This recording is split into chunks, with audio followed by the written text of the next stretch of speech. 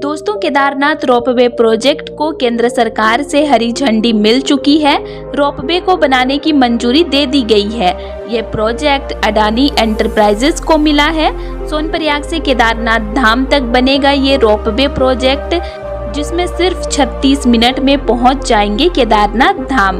तो चलिए इस रोपवे प्रोजेक्ट के बारे में डिटेल से आप लोगों को बताती हूँ, जहाँ पर न जाने कितने लोगों की जान जाने वाली है। तो इस प्रोजेक्ट के बनने से फायदे और नुकसान भी आज हम जानेंगे, तो आप वीडियो को लास्ट तक देखना।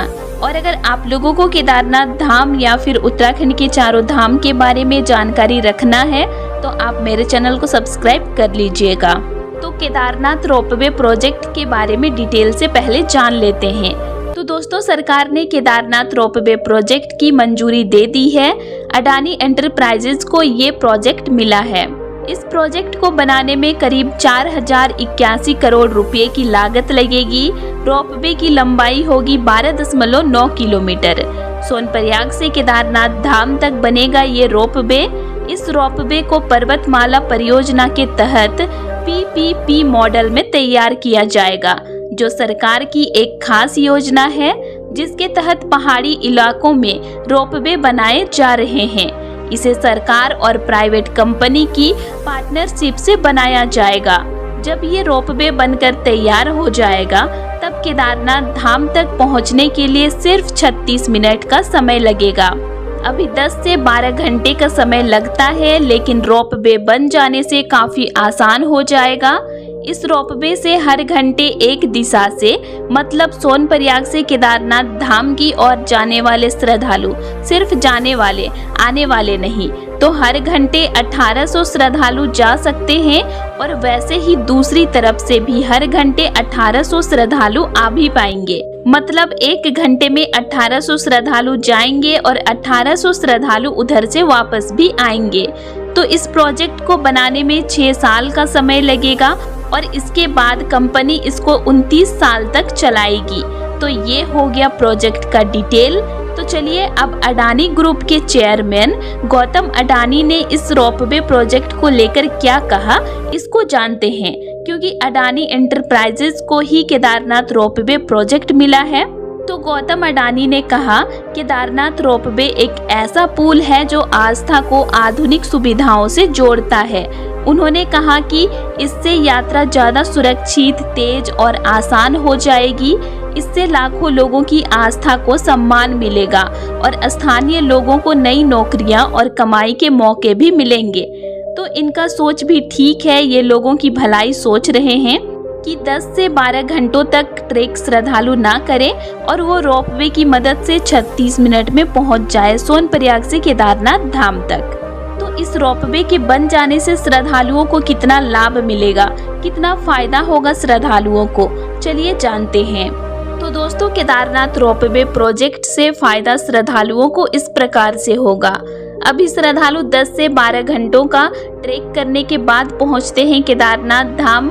तो जब रोपवे बन जाएगा तो श्रद्धालु आधे घंटे में पहुंच जाएंगे केदारनाथ धाम और दर्शन करके तुरंत वापस भी आ जाएंगे।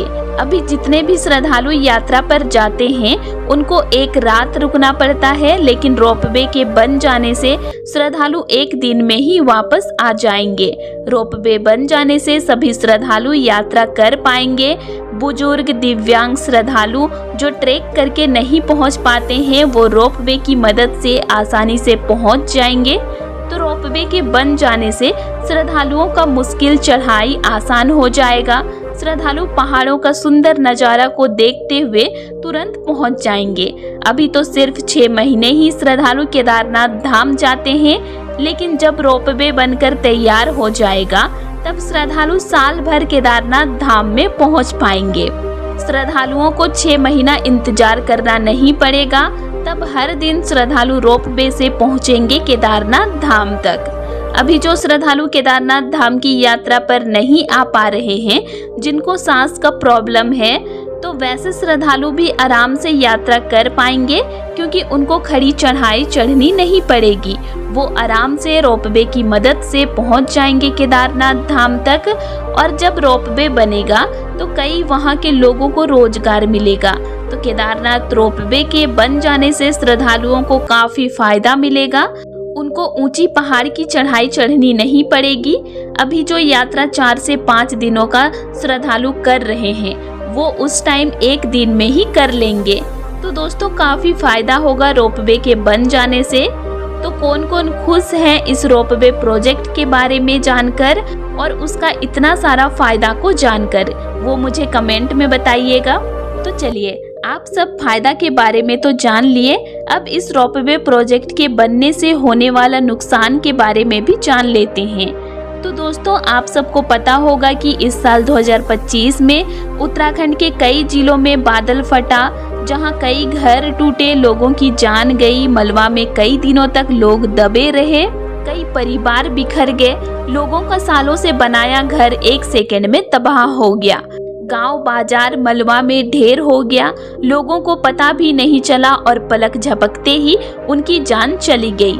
न जाने कितने लोग मारे गए और कई जगहों पर उत्तराखंड में इसी साल 2025 में बादल फटा। 2013 केदारनाथ धाम की भयानक आपदा के बाद इस साल 2025 में ऐसी भयानक आपदाएं आई। उत्तरकाशी, चमोली, रुद्रप्रयाग, देहरादून, इन जिलों में बादल फटा इस साल 2025 में, जहां कई लोग मारे गए। तो इस साल इतनी तबाही क्यों मची? तो दोस्तों, इसमें प्रकृति का कोई दोष नहीं है, इसमें हम इंसानों का दोष है, जो हम प्रकृति से खिलवाड़ कर रहे हैं।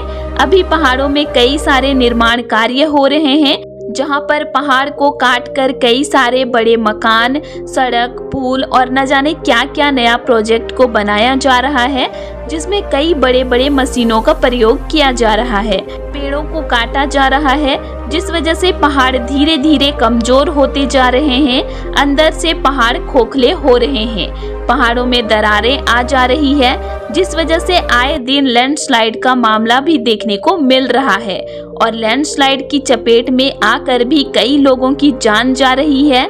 तो इस साल विभिन्न प्रकार की आपदा आने के पीछे कारण यही है कि हम प्रकृति से खिलवाड़ कर रहे हैं। तो दोस्तों, ये तो कम आपदाएं आई है अभी। अगर आने वाले दिनों में ऐसे ही पहाड़ों में निर्माण कार्य चलता रहा तो ये आपदाएं डबल हो जाएगी। तब तो शायद रोज ही कहीं न कहीं पर बादल फटेगा, पहाड़ गिरेंगे, नदियां कई हद तक बढ़ेगी और अपने साथ आसपास की सारी चीजों को बहाकर ले जाएगी। तब लोग पहाड़ों में रहने से भी डरेंगे और जाने से भी डरेंगे। तो इस साल काफी तबाही उत्तराखंड के कई जिलों में मची है और मानसून का तो वापसी ही नहीं हो रहा है। और इसी बीच अब सरकार ने केदारनाथ रोपवे प्रोजेक्ट को हरी झंडी दे दी। तो अब आप सोचो कि केदारनाथ धाम तक अगर रोपवे बनना शुरू हुआ तब कितने पहाड़ टूटेंगे और कितनी तबाही मचेगी, क्योंकि रोपवे प्रोजेक्ट के लिए तो बड़ी बड़ी मशीनें यूज होंगी, पहाड़ों को काटा जाएगा, तब कितना लैंडस्लाइड होगा आप सोचो। अब तो सिर्फ हल्की बारिश से लैंडस्लाइड हो रहा है और तब तो बड़ी बड़ी मशीनें यूज होंगी, तब तो हर दिन लैंडस्लाइड होते हुए दिखाई पड़ेगा। रोपवे बनने के लिए हजारों पेड़ों की कटाई करनी पड़ेगी और इस क्षेत्र में कई तरह के जंगली जानवर और पक्षी रहते हैं, जिनका घर पूरी तरह से नष्ट हो जाएगा। स्थानीय लोग जो वहां पर अपने छोटे बड़े दुकानों को लेकर बैठे हुए हैं, उनका व्यापार पूरी तरह से खत्म हो जाएगा। गौरीकुंड, जहां पर श्रद्धालु अभी पहुंचकर गर्म पानी का कुंड में स्नान कर अपना यात्रा को शुरू करते हैं, रोपवे के बन जाने से गौरीकुंड में कोई जाएगा ही नहीं, क्योंकि सोनप्रयाग से ही रोपवे शुरू हो जाएगा।